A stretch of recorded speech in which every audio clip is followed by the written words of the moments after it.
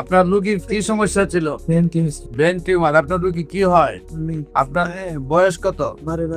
12 running. আপনার মেয়ে brain tumour কোথায় ধরা পড়ছে? কোন হাসপাতালে গিয়ে ধরা পড়ছে? প্রথম চাঁদপুরে ধরা পড়ছে, তারপরে কি কোন কোন জায়গায় চিকিৎসা করছেন?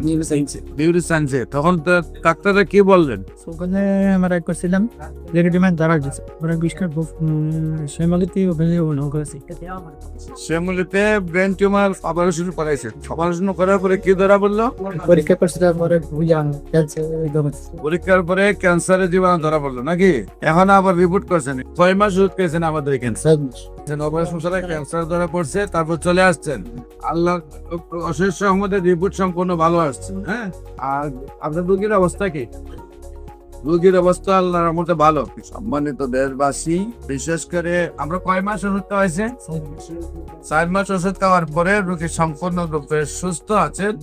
ব্রেন টিউমার রোগী ক্যান্সার হয়েছিল। আপনারা জানেন যে ব্রেইনের যে ক্যান্সার রোগীগুলা, এগুলা মূলত টিউমার হইলে টিউমারটা সম্পূর্ণরূপে খাইতে নিয়ে আসতে পারে না। 5% 10% টিউমারটা থেকে যায় এবং ওই টিউমারটা আবার আস্তে আস্তে বড় হয়ে যায়। ওনার বাবুর টিউমারটা কাটার পরে ওনার ক্যান্সার ধরা পড়ছে। আল্লাহর অশেষ রহমতে উনি দ্রুত চলে আসছেন আমাদের কাছে। এখন সম্পূর্ণ রিপোর্টে ক্যান্সার মুক্ত আসছে।